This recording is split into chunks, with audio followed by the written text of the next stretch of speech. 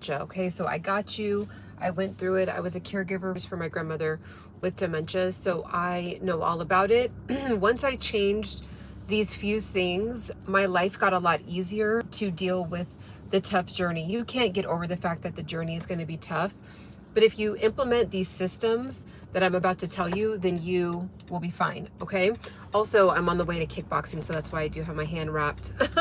All right, number one, when your loved one has dementia, you're immediately going to want to convert their bedroom to a very safe environment, okay? So you're gonna wanna get rid of any scissors, pencils, pens, pins, anything sharp or anything with like sharp corners on it, you're going to want to get rid of or move to a location that they can't easily get to.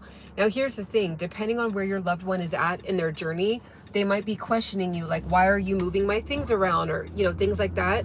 So you want to incorporate them into the process. You don't want to kind of like bully them or, you know, kind of like use the fact that you do have more cognitive power and strength in them. You want to say, hey, let's do a fun project today. Let's collect all these, you know, I'm going to collect all these pens and why don't you count them with me, right? Or as I grab all the pens, why don't you tell me what color the pens are, right? So again, if they're in their early stages, it's going to be a battle because they're still pretty much able to communicate. They still somewhat understand what's going on.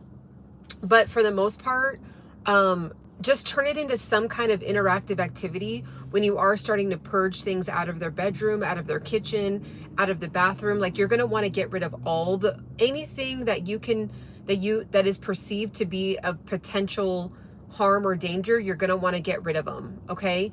I did that. Thank God. I would walk in and see my grandmother trying to cut things that we would know that you can't cut, right? Like, you can't cut a piece of furniture with some scissors, right? So she would be doing really odd, bizarre things. So that was an indicator that we were already kind of too late. Like, we should have already removed those things, but by the grace of God, he protected her and there was nothing that ever happened with anything sharp. So you're going to want to make sure to convert their bedroom into a very safe environment. So think of how it would be for like a child, like the things that you wouldn't want them to get access to. It's the same thing, okay?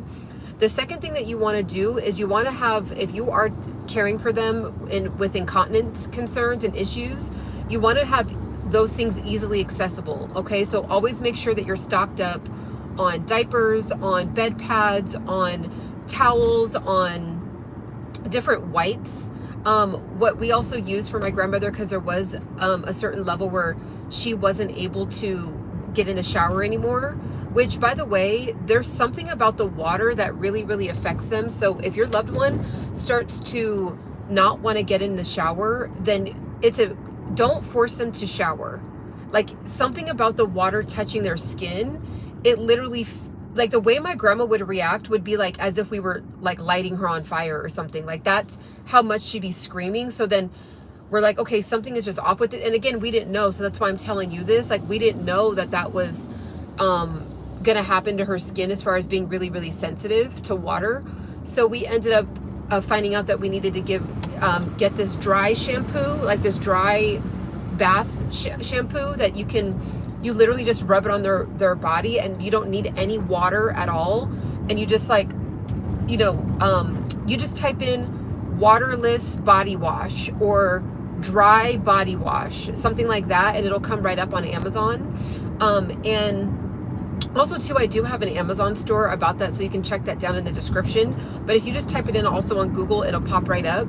And you just literally, we would put it on her skin like this, just like push it out like this, and then we would take a dry soft cloth and then just gently wipe her whole body down. And of course you want to get cloths that are more of like the sturdy ones, but they're throwaway. Sorry, something's like in my nose. The fires are still going on in LA, so the air quality is kind of like not the best.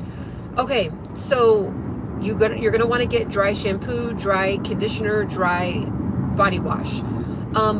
And what I did was I literally set up a corner in her bedroom of all these things. So that way any accidents, spills, because all those things are going to happen. You want to be able to just have it ready to go and not be like, oh man, she just did a spill, or oh man, you know, she might have just had an accident with like an incontinence concern, right? And if I'm like running around, you know, the towels are over here, the diapers are over here, the wipes are over here, it just was like I was just doing, it was just difficult, right? So I would put all of that in one closet. So it wasn't a closet, it was like I ended up getting this like really cheap, affordable, like kind of like a bookcase. And then in each section, I actually have video on my TikTok, but I'll post it over here on YouTube. A very neat bookcase of all of her supplies and everything that she needed. So if you're finding that you're going through that and you're like, man, I just feel like I need so many supplies, but like all the supplies are all over the place, take one day out and just completely organize the room. Almost like, I wouldn't call, the closest thing I can call it, but it's not this, is like a hospital type of room where like all the supplies are nice and neat right there in a cabinet, right? So another thing that you're going to need to get is a fidget toy. You can get different kinds. There's a ton of them on Amazon. You can also click the link down below and get that as well. But it'll just be caregiving. You'll see it like under Amazon stores. You'll see it. But if you just type in fidget toys on Amazon, then it'll come right up, and it will completely save you from a lot of heartache, because what happens is they get very agitated, they get very overwhelmed, they get very just sad, and just like, you know, tons of different emotions, right? Like they're going through this cognitive decline, and it's just a lot. Ooh, this Starbucks is way too busy for me right now, so I'm gonna have to skip. Oh my gosh, the line is literally out of the door. I mean, I guess it's Monday, everyone needs their Starbucks. I'm doing no caffeine, so I just wanted a decaf, so it's not that serious for me, so I'm gonna go ahead and go. Okay, so make sure you get a fidget toy. So literally it's typed fidget toy and it'll come right up. A lot of them will come up for kids. It's the same thing. Kids use them and adults can use them, but if you type in fidget toy for adults, there might be like some other ones that pop up, but they're all pretty much the same. So don't, you know, let that be a deterrent for you. If one pops up for a kid, it's all the same. Another thing you're going to want to get is a baby doll. So depending on what stage that your loved one is in, you may eventually, they're going to get to that later stage anyway. So even if they are in the earlier or mid stage, you're going to want to get a baby doll. And something about it, I need to do more research on what's happening with the brain with the baby doll, but it's literally like what it sounds like. It's a baby doll. And so get a very realistic one if you can. Again, they have them on Amazon, Target. Just type in realistic looking baby doll. And my grandma would hold it and she would comfort it, and she would, like, you know, she couldn't speak at this moment during this particular stage that I'm referring to, but she would care for it. You know, she would try to put the covers on the baby, and, you know, she would pick up the baby and pat it on the back like, you know, she was burping it. So there's just something that I think is so fascinating, that even with a cognitive decline like that her brain was still able to identify that it's a baby that needs help and love and care. So I think there's a primitive thing, I'm assuming, that never really goes away, or it's one of the last things to go away, which I just think is so phenomenal that the brain is able to like do that. It just kind of shows me that we are really designed for survival. These bodies that we are experiencing this beautiful life in, we're designed for survival. So it's like, okay, what does the baby need for survival? Food, comfort, love, you know, to be warm. So that's another thing that you're really going to want to get. You're going to want to also make sure to invest in a ton of cleaning supplies, not cleaning supplies that are for the kitchen or for like the bathroom, the tub, like the bleaches and stuff like that. You need to invest in cleaning supplies that are as least toxin filled as possible. Okay, so non-toxin cleaning supplies that you clean your loved ones, anything that your loved one is in. So if she's in an environment where she's in the bathroom, her bedroom, whatever it is, you might need to just honestly clean out all of the bleach and all that, and just invest in toxin-free cleaning supplies, because it affects them way worse than us, right? So they're already having the cognitive decline, and access to smelling all those chemicals is making it 10 times worse. So you're going to want to make sure to get non-toxin cleaning supplies, non-toxin lotions, natural oils to like lather up their skin after, you know, you do a dry cleaning on them. You're going to want to make sure to get everything, purge it out and get toxin free. Now I know that can be expensive. I know it can be a lot. Don't overwhelm yourself with it. Just say, okay, this week I'm gonna throw out the lotions and get, you know, non-toxin lotions. Okay, the following week, okay, I'm gonna throw out the bathroom toxin cleaning supplies, and I'm gonna incorporate, now, you know, go to Walmart. So just like maybe list out for yourself if it just seems like it's just too much to like, okay, I got to do this, I got to get this supply, this supply. It's just, it can be a lot. So just kind of like pace out your time with it, and then slowly after a month, then you'll find that you are transitioned. This is also where I want to encourage you to open, like, and I'm saying this really, really with love, because I wish I would have did this a lot sooner. Open up your mouth and ask for help.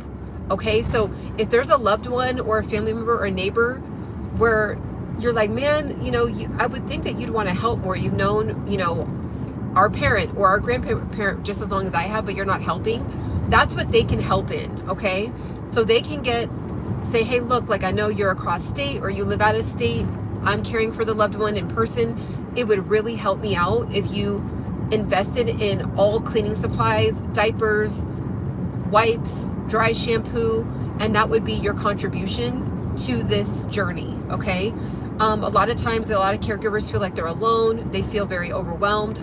Trust me, I experienced it, and it never really goes away, to be honest. You just learn how to kind of cope with it and manage it and kind of balance it out. And that's one thing I wish I would have known to do. I felt like I was like, oh, well, I'm the caregiver, so I have to care for everything.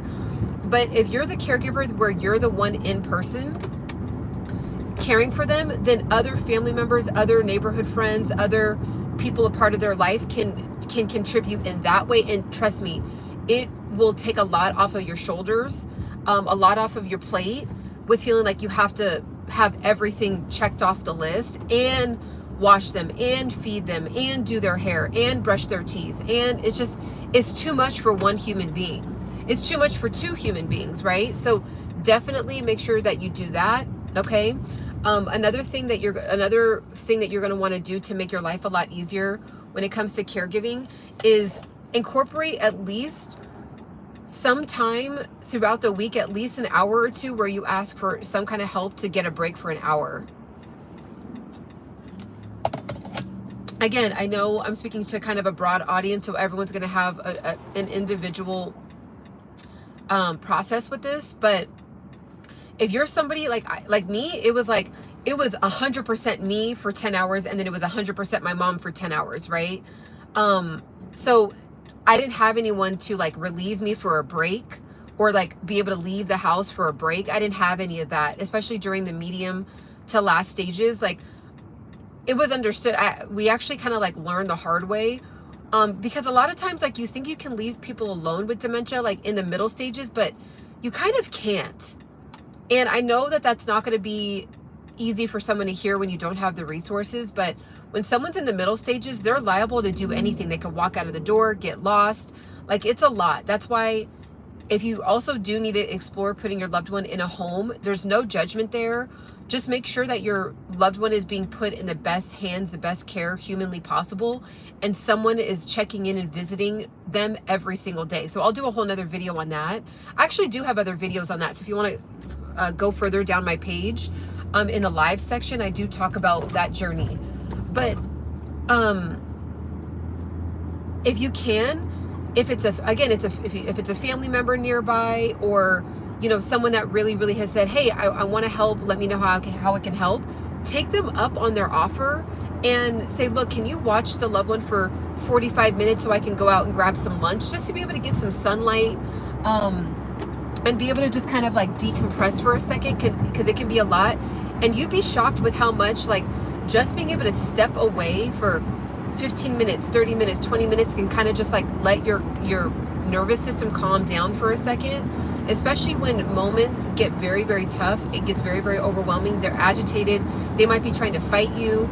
Okay, so if you do have access to free you know, someone for free that can watch them for an hour, definitely do not hesitate. Don't feel prideful. Don't feel like you're, you know, you don't want to put anybody else in a burden. Don't do any of that. You need the help. You need, like, you will overwhelm yourself and burn out. And guess what? When caregivers burn out, it doesn't matter because the person still needs the care.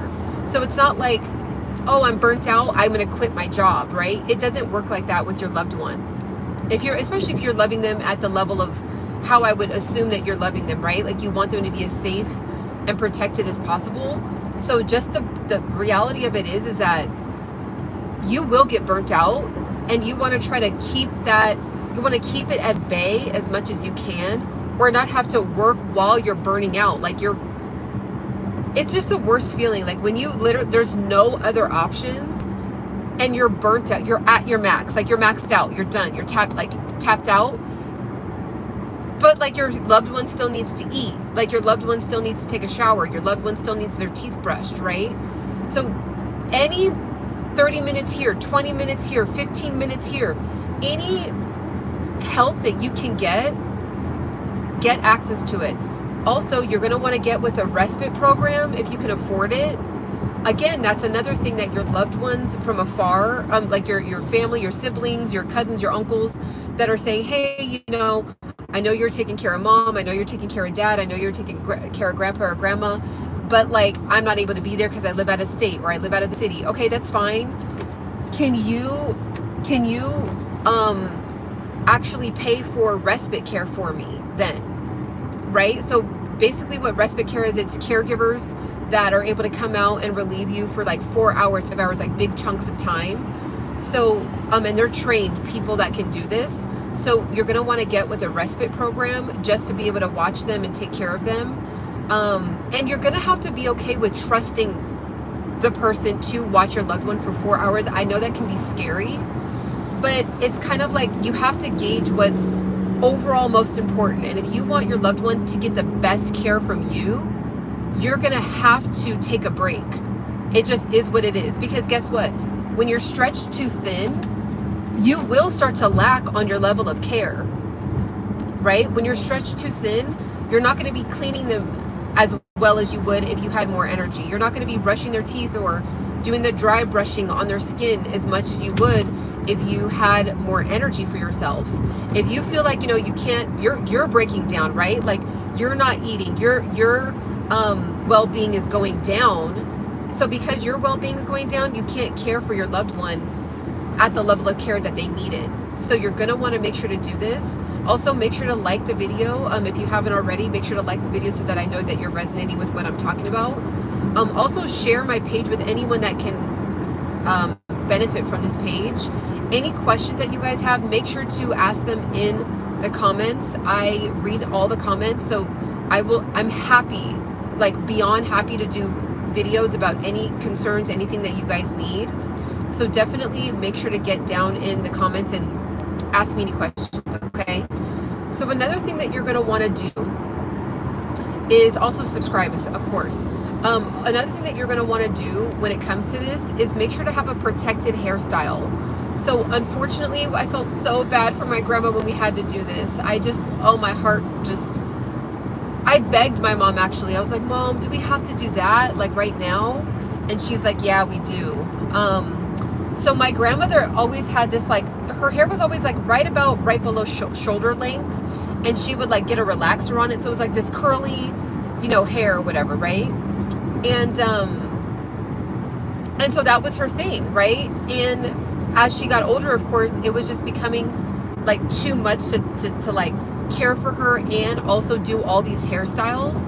So we just picked like 3 hairstyles that, you know, that we would do her hair in. So we would do like these little twisties and pull it back in a bun, or we would just like not do the twisties, pull it back in a bun, or we would put like these long, like, I don't know what to call them, but like just long, like twisty braid things in her hair.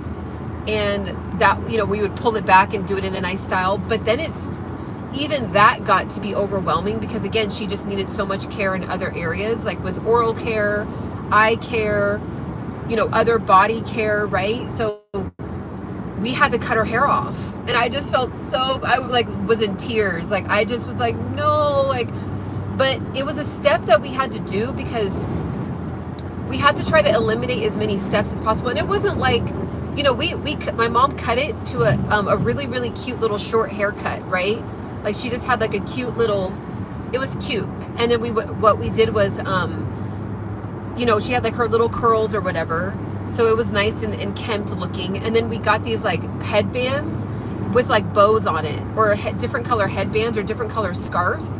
So we would actually wrap her, so we cut her hair low, really, really nice. And then we put her, would wrap her hair, or her head really, in these cute different colored scarves and these beautiful styles. So it looked really like queenly, and it was just very, very elegant looking. And so just do what you have to do to kind of like cut out, no pun intended, but cut out different steps that are just kind of not important at this stage. Okay, so not to say that your loved one's hair isn't important, right? But it's kind of like what was happening is my grandmother would like start to pull on her hair, and like, or like her style, like if she had the twisties in it, she would start to try to take the twisties out, and it was just doing too much, right? So we're like, okay, we're at the level now where we're just gonna have to cut her hair. So that's okay if you get to that level, it's totally fine. So I hope that you're writing and like listing this all out. What I'll do is I'll do another video where I'm able to like create like a downloadable for you guys, and you can just download the list and you know, be able to follow the list. Okay, so that's pretty much the stuff that I want to talk about at the moment when it comes to your loved one. But just in general, some things I want to end on here is you can do this. You're strong enough for this. God put you in this position to do this. Also, reach out to the Alzheimer's organization. There is a hotline number that you can reach out to if you're just like, I just feel so lost, I feel so confused, or even if you just need someone to talk to. So say you feel like, you know, you've exhausted, like you talk to your friends, your family, your spouse, your kids, and you're like, I just don't want to keep complaining about this journey to anyone. Like, I feel bad. You can actually reach out to the Alzheimer's organization, and there is 24-hour hotlines where you can actually vent about what you're going through and say, look, like, I don't know what to do. I'm overwhelmed. Like, and just to be able to talk to somebody, you can, there is people that you can talk to. I believe it's for free. So definitely get with the Alzheimer's organization on that. So if you just Google Alzheimer's organization hotline number for caregivers, it should come up, and just start there. And if for some reason that hotline number can't help you out, they can direct you to the next hotline number that can. Just so you know that. Also too, get with other caregivers. You know, if you can link up, you know, just type in the hashtag on Instagram or on YouTube even, link up with other caregivers and start Zoom calls, start FaceTime calls, and say, hey, you know, can we kind of like just have a morning meeting together, or can we have like a gathering, or can we have like, you know, once a day or once every other day, where we just kind of get together and exchange ideas and kind of like a support group. Get with the support group. I didn't realize how much I needed that, because here's the thing. I had access to people. There's something in my eye all of a sudden. I had access to people that, you know, wanted to love on me and care for me, but I felt bad always talking about the caregiving journey with people that just kind of didn't understand what I was going through, and they shouldn't, right? Because they weren't going through it. So I would feel bad. I would feel like I was dumping on other people. But once I discovered other people that were currently going through the same exact thing that I was going through at that moment, it felt better to talk to somebody going through it at that moment, dump on somebody else and going through it, right? So doing hashtags, or if you create content, you don't have to show your face at all, or if you are comfortable showing your face, just announcing, saying, hey guys, I am caregiving for my loved one, I would love to link up with other caregivers. You know, go ahead, and if you know someone that's going through this, please send them my page. You know, just kind of like start to gather a community online. I'm telling you, for your soul, for your mental health, for your spiritual health, like, it will be so healing for you to go through it with another group of people that are going through the same thing as you. Trust me. Trust me, trust me, trust me on this. Okay, so go ahead and make sure to do that. Right now, a current woman that's going through it with her grandmother, by the grace of God, is still alive, and it's so awesome to see their journey together. It's called Life with Grams. Okay, Life with Grams on TikTok and on Instagram.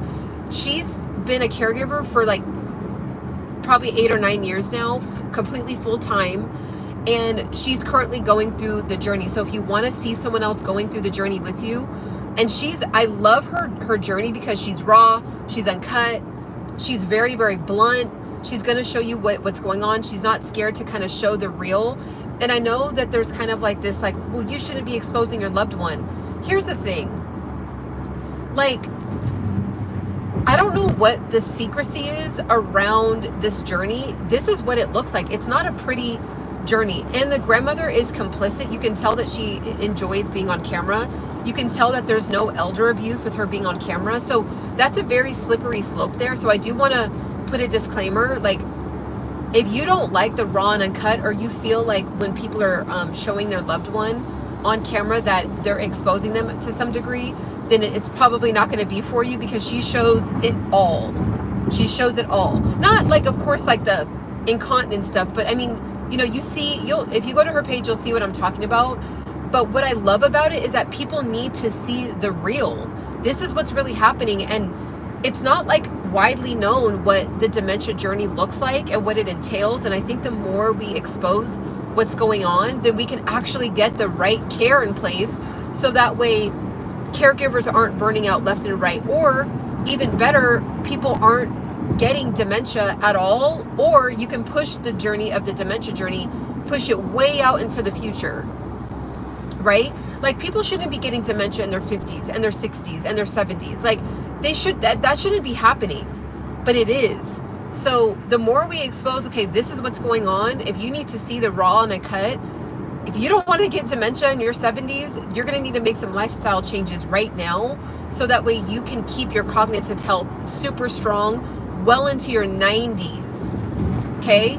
So it doesn't have to be how it ends for you or for your loved one. Again, if you're already going, if you're watching this video, your loved one is already going through it, but make sure that you're doing what you have to do to care for yourself while you're caring for your loved one, so you don't have the same outcome.